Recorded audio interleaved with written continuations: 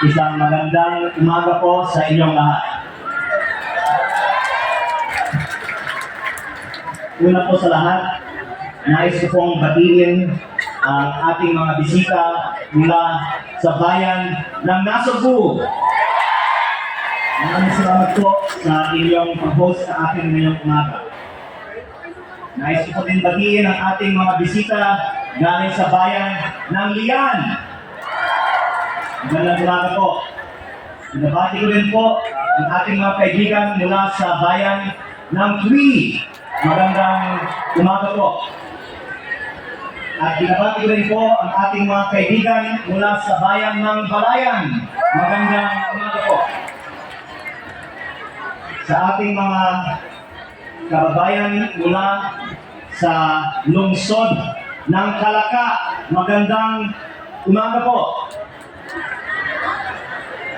At sa ating mga kababayan mula sa bayan ng Kalatagan, magandang umaga po.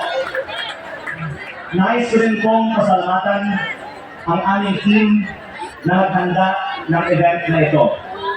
3 araw lang po ang preparasyon dahil halos 3 araw po mula nung ako po ay nagdesisyon na tayo po ay may dahilan kung bakit tayo po ay nandito ngayong umaga.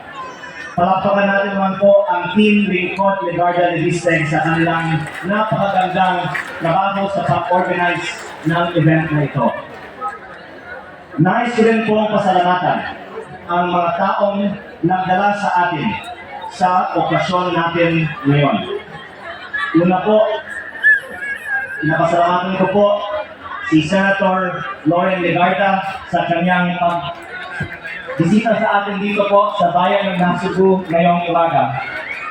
Si Senator Loren Legarda po ay sinuportahan ng Nasugbu at ng buong unang distrito noong nakaraang eleksyon.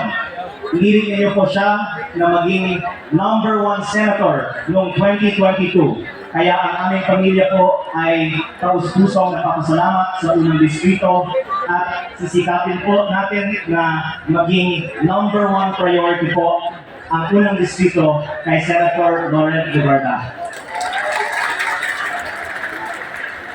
Sa pamilyang Apasible at kay Mayor Charito Apasible na tumawag po sa aking ina mula pa noong 2019 para ako po ay kumandidato sa unang distrito na kaya pong ibahagi pa ng aking ina ang kwento na si Mayor Charito po ay matagal nang nagkukumbinsi po sa amin na tayo po ay pumasok sa paglilingkod sa unang distrito.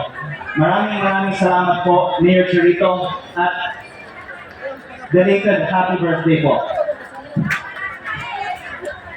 Sa pamilyang Ermita at kay General Ermita at kay Ma'am Lisa, kay Kuya Edwin at sa lahat po ng ating mga bisita ngayong umaga mula sa pamilyang Ermita,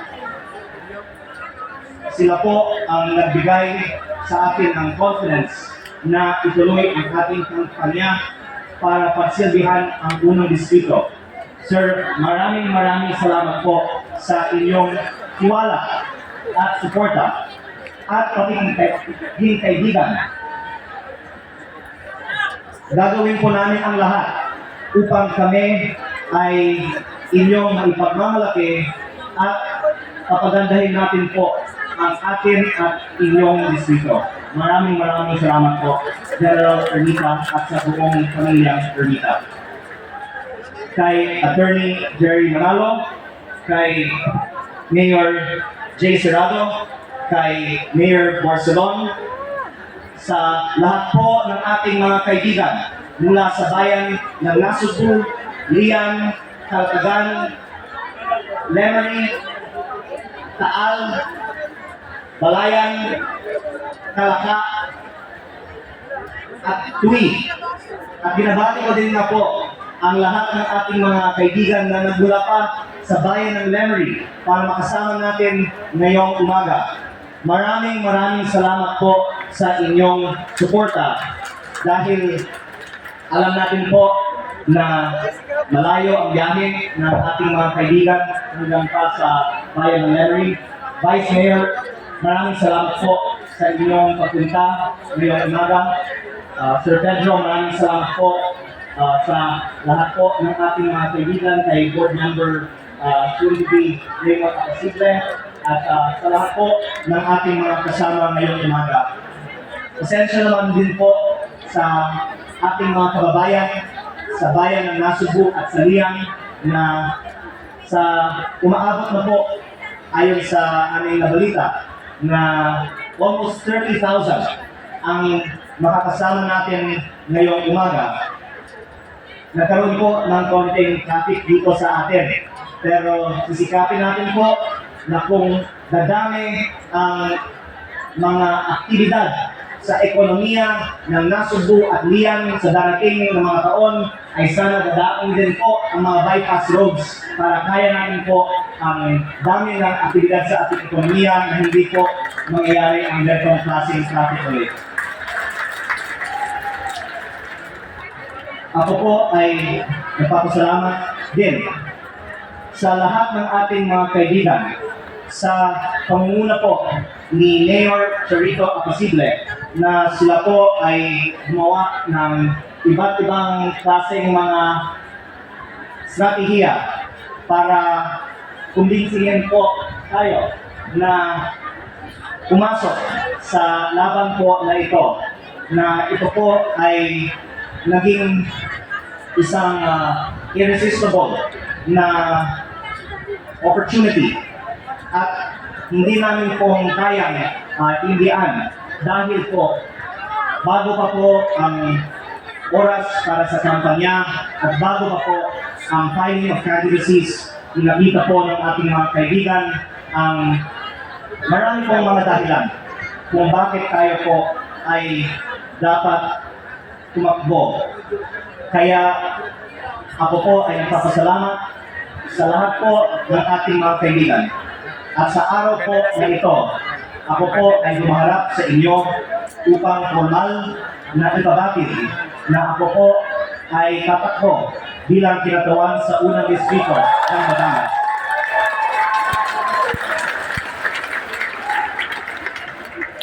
Meron pong mga nagtatanong kung bakit nagdesisyon akong pumasok sa politika sa kabila ng maayos ko pong buhay bilang isang negosyante.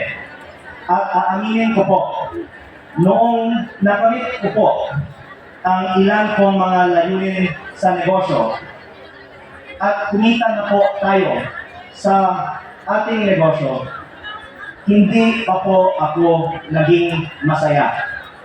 Pero nung binabahagi natin po ang mga blessings na nakuha natin po sa negosyo sa ating mga kababayan, doon po ako naging masaya.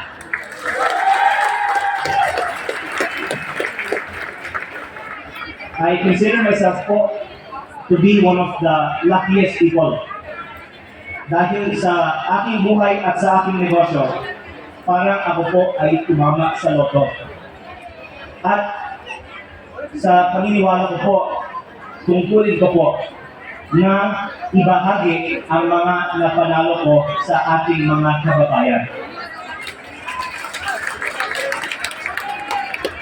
Hindi ko po hinahangad ang isang posisyon. At kung sana lang po ay maaring mangyari ang lahat ng mga planong ito na hindi ko kailangan maging congressman, ay mas mabuti pa po sana. Ngunit, mula noong ako po ay bata, nakita ko po na napag-iwanan ang kanlurang Batangas. Kung ang mga bayan ng Nasugbu, Liang, Calatagan, Tui, at Balayan ay tubuhan noon, ay ngayon, tubuhan pa din. Pero ngayon, ang Sentral Azucarera ng Nasugbu ay nagsarado pa. Mabuti naman po na ang lungsod ng Calata ay naging lungsod dahil sa industrialisasyon. At ang Lemery ay meron SM na.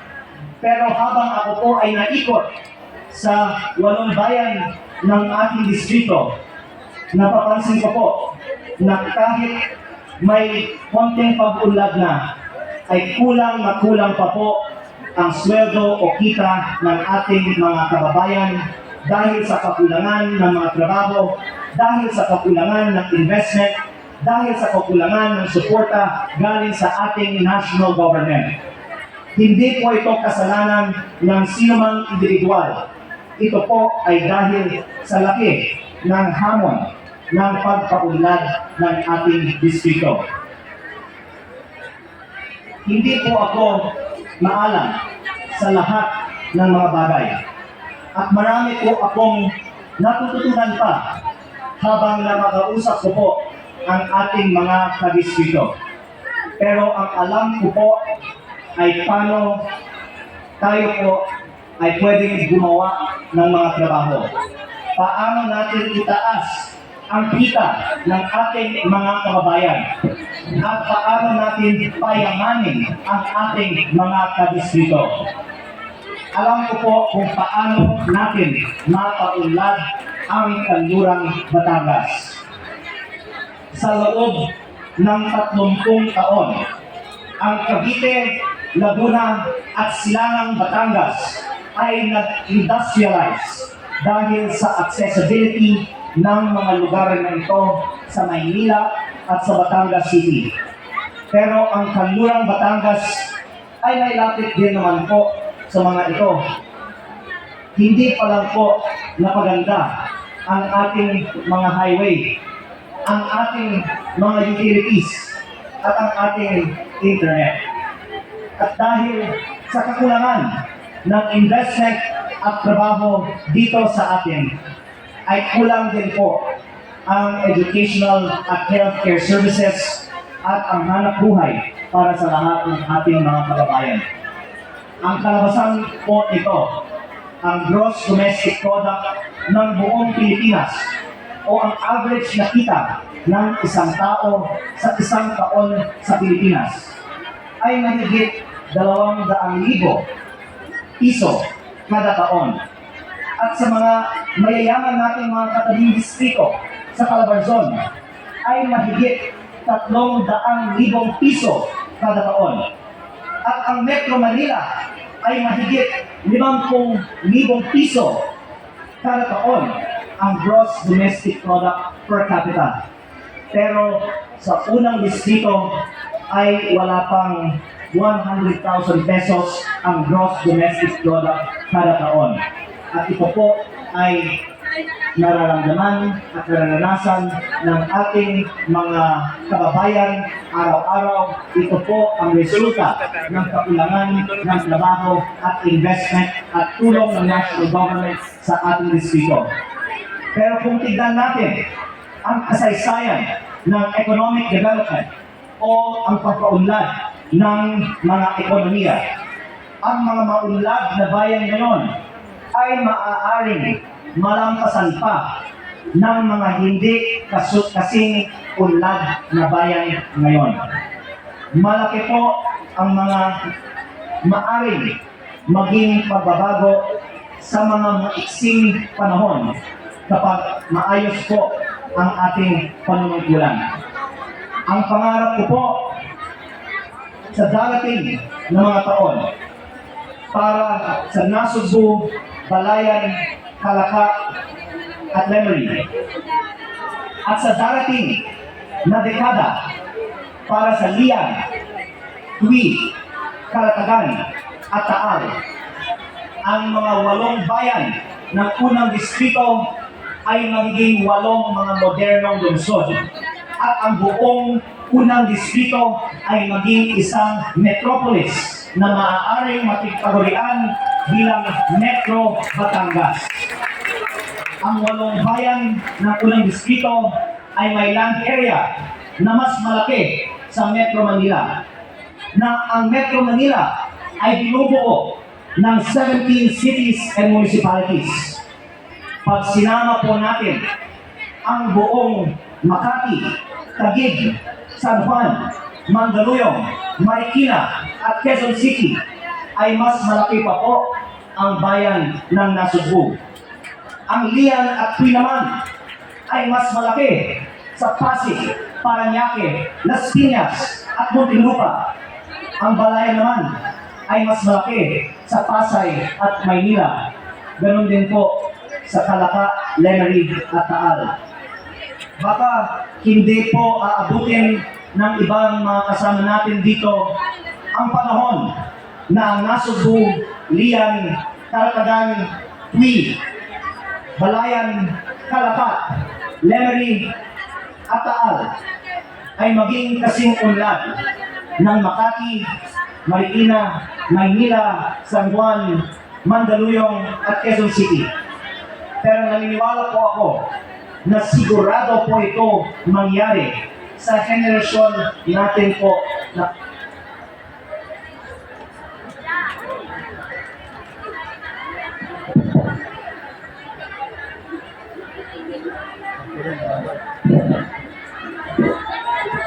at sa henerasyon ng mga anak at apo ng lahat ng mga nakakasama natin ngayong umaga. Naniniwala po ako na ito po ay isang bagay na mangyayari sa tamang panahon at ang trabaho po ng ating mga liderato ay maisatupad po ito sa lalong madaling panahon. Para sana po makikita pa po ng ating mga lolo at lola ang simula nitong pagbabago at maaabot pa ng ating mga magulang ang pagiging modernong lungsod ng 8 bayan ng unang distrito. Matagal pa man bago natin makamit ang mga long-term plans na ito. Ako po ay naniniwala na malaki po ang posibleng maging pagbabago kung tayo po ay mabigyan ng 3 taon para maglingkod para sa unang distrito ng Batangas. At yan din po ay nabanggit ni General Ermita kanina na sa loob po ng 1 o 2 taon ay dapat po makita na po ng ating mga kadistrito kung paano po ang pagbabago kapag katuwang po natin ang lahat po ng ating mga kaibigan dito po ngayong umaga at si Senator Loren Legarda. At ang layunin natin po ay mas maraming proyekto ang magagawa at mangyayari sa susunod na 3 taon kaysa sa nakaraang 30 taon. Noong 1965, sinabi po ni Prime Minister Lee Kuan Yew tungkol sa Singapore. Over 100 years ago, this was a swamp. Today, it is a modern city. 10 years from now, this will be a metropolis.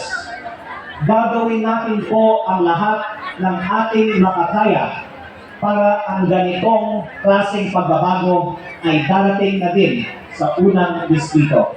Maraming salamat po.